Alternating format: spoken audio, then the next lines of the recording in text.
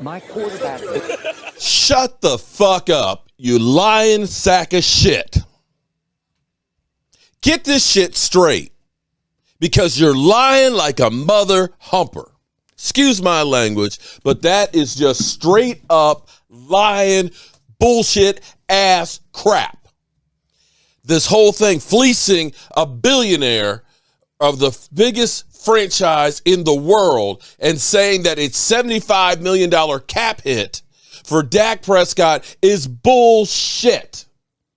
You want to know, hold, no. See, this is the bullshit crap that you get, and this is why we get so much fucking hate, because of stupid lies, and that is a flat-out lie that he did. He put Jerry Jones against the wall. He fleeced him $75 million. We can't sign anybody. That's bullshit. Because I want to tell you how much bullshit that is, because the only thing that matters is the goddamn cap hit. Not no $75 million signing bonus money that he got. Because no, hold on, Mike. Hold up.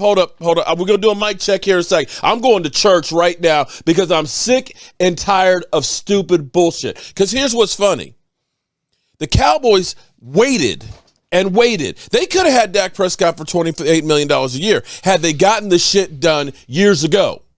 They waited, and this is the reason why the Dallas Cowboys are in cap hell, because of stupid-ass contracts. Because we go out and we pay guys like Don Terry Poe, guys like Clinton Ha-Ha Dix, guys like Gerald McCoy. Bullshit-ass contracts, because Stephen Jones, instead of getting people who actually can play, he goes out, we go look for value. When you know you're going to have to replace that son of a gun next year, and you're going to have a few $1 million of dead money on every single one of them. Back to Dak Prescott here. Because of the way they did that contract, Dak Prescott, who restructured his contract, was only a $17 million cap hit. A $17 million cap hit. But this lying sack of crap right here tries to tell you it was a $75 million hit when it was not. That's straight up bullshit, lying, and slander. Now, with the same contract that they put 2 voidable years on it, they are refinancing that bad boy again. His cap number will be $18 million this year. How does that rank? Right now, the Carolina Panthers are going to be paying more money to Sam Darnold to either sit his ass on the bench or cut his ass, more than what Dak Prescott will get this year. How about that? How about what Dak Prescott got paid last year? The Philadelphia Eagles paid twice as much to tell Carson Wentz to get the fuck out. Now, ideally, if it wasn't for the stupid contracts that we decide to do, where we go through and we pay a running back $90 million, which still blows my mind. DC Daddy, sorry, Mark, but I trust Skip Bayless. You know what? I don't remember asking you a goddamn I don't know who the thing. fuck you are. DC Daddy, guess what you get? You get to get a goddamn timeout. How about that? Because I'm not taking no shit. I'm not taking no shit today. I'm sick and tired of this bullshit, because people are saying, well, if we hadn't signed Dak Prescott, we'd have money to pay people. Then why the hell didn't we have a great team when he was only making $680,000 for 3 straight years, and then the 4th year only got $2 million? Now, come on here. And don't give me this stuff that Stephen Jones, well, you know, you can't build a team through free agency. You can't build a team through, because you're going to be in financial problems. Well, you know what? I tell you what, there's a team out there called the Los Angeles Rams that just won the Super Bowl. You know what they're talking about doing? They're talking about paying Matthew Stafford a $45 million a year compensation. 45. Oh, let me do a mic check here. Hold it, mic check. I'm sorry. Sorry there, buddy. Sorry, I just got... Skip Bayless has a way of pissing me off, like this DC daddy mother humper who's coming in here saying he trusts Skip Bayless. You know what? Cocaine's a hell of a drug. Because you must be on some crack if you believe anything that this snake oil salesman here. Now let's go back to to Shannon. who goes through the boys at Pro Football Focus. You mean those same guys that said that the Dallas Cowboys had the number one offensive line at the end of the year? That this offensive line that we had this year, those boys at Pro Football Focus said we had the number one offensive line. And I'm going through there as I list all the players. I'm like, half the people you talked about didn't play but 3 games together. There's no way in hell and holy hell that you can sit here and think that the Dallas Cowboys offensive line was any good the last half of the season. But let's go back to what he was saying about D-Law, that D-Law is one of the best, edge rusher. The boys at Pro Football Focus, they got him up there with T.J. Watt. You know what? Here's how stupid. T.J. Watt went out there and broke and tied the record without even having to say anything. I know he don't get, he about a 12, 14 sack guy. He got 14 sacks one time in his career. And isn't he number 112? I wrote the number. Hold it. Let's go through here, because I'm going to say that we had a rookie who was only a part-time edge rusher who ended up having 13 sacks. Would have broke the record. Okay, and for him to go through and say that this was the best he'd played the last 3 years, are you on crack? Because as I go through the list here of sacks, T.J. Watt at 22. As we go down the list, we got to find him someplace here. Let's see. Where is he? Hold it. Wait. Oh, hold up. Oh, there we go at 13. At number 6, we have a guy who only played part-time as a sacker. Okay, he got 13. And by the way, Micah Parsons also had 80 tackles in there too. By the way, he had more hurries, more pressures, more quarterback hits than D-Law's had really in the last 3 years combined. 112. Yeah, see, why are you going to mess that up? I was going down the list here because, see, as we go down the list here, look, there's 9. Look, okay. All right, so where are we? We're at 7. We in the 40s right now. I don't see no D-Law here.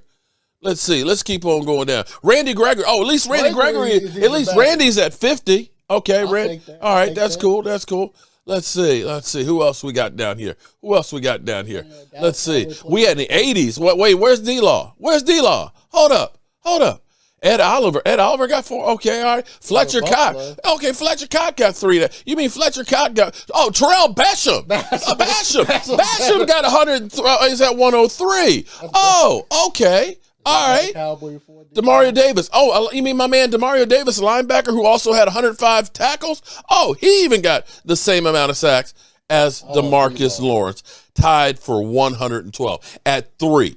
I'm not saying, forgive me, I'm not saying that D-Law is not a good player and a valuable player, but not at a $27 million cap hit. So this bullshit, snake oil that they're trying to sell you, pisses me off because I'm sick and tired of bullshit. Because a lot of you weak-minded individuals out there, and I mean weak-minded because some of you guys believe in this shit like that DC jackass that was up in here. Oh, man, I believe in Skip Bayless, what he's selling. Man, you know what? I got a goddamn bridge I'll sell you. I got a bridge I will sell you. Now, I'm mystified. I can agree with Skip Bayless that losing Amari Cooper, let's be clear here. This ain't got nothing to do with the money. This ain't got nothing to do with the ability. My man Law Nation, I saw Law Nation up in here. Law Nation took the time, the effort. Go watch it. He broke down every single pass play that went to Amari Cooper, and he broke down those 2 plays where they said he gave up on it. Had he tried to block those plays, it would have been blocking in the damn back. Let's be clear here. This is Jerry Jones. Don't like Amari Cooper. This is, that's it. This is the Des Bryanting, the T.O.ing of Amari Cooper. This is the same shit we've done over and over again. All you have to do is cut D-Law. Make him June 1st cut. How much am I charging for that bridge? Hey, but seriously, this whole thing is... So we rather keep Tyron Smith over him?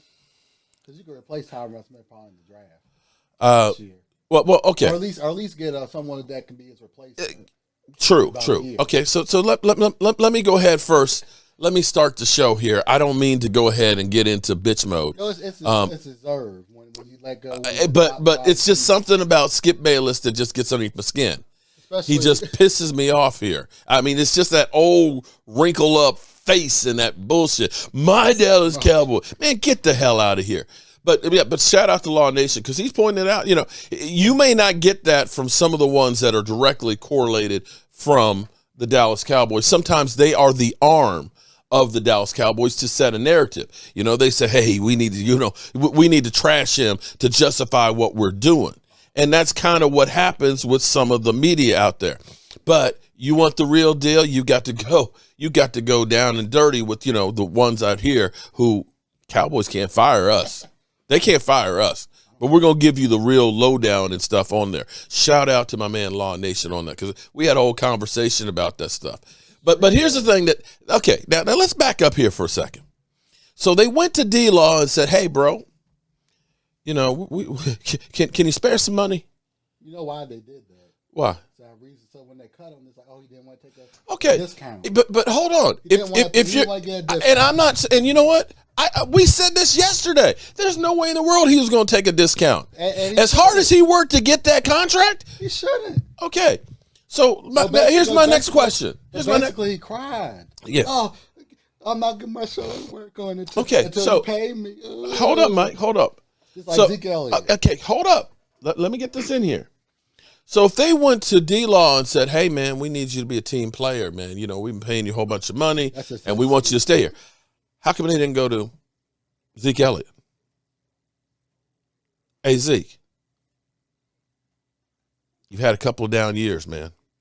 We're trying to keep the team together. Well, see, we're trying to keep Amari Cooper. See what they're doing. Can you help us out with some change? Wait till next season. They go to next season when they can cut him and get some money back for him or trade him. Well, yeah. Now that's all that is. That's an excuse to say he didn't want to take a discount, so we had to let him go. He didn't want to take a pay cut. True on that. That's all that is. That's smoke and mirrors. It's smoke and mirrors.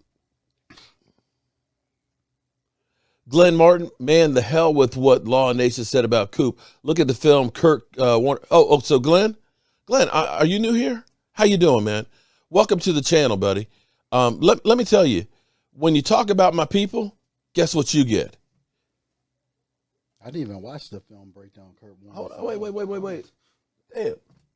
Bye, Felicia. Don't talk about my boy. Don't come in here talking about my boy, okay? Law Nation is just like the rest of these guys. They're like my kids, okay? So, Glenn, don't say the hell with nobody. That's my job. All right. I didn't even see the Kurt Warner. I owe an apology here as we get started here right now. Right now, I got to do it. You know what? If you make a mistake, Stephen Jones, own up to your shit and admit that you made a mistake.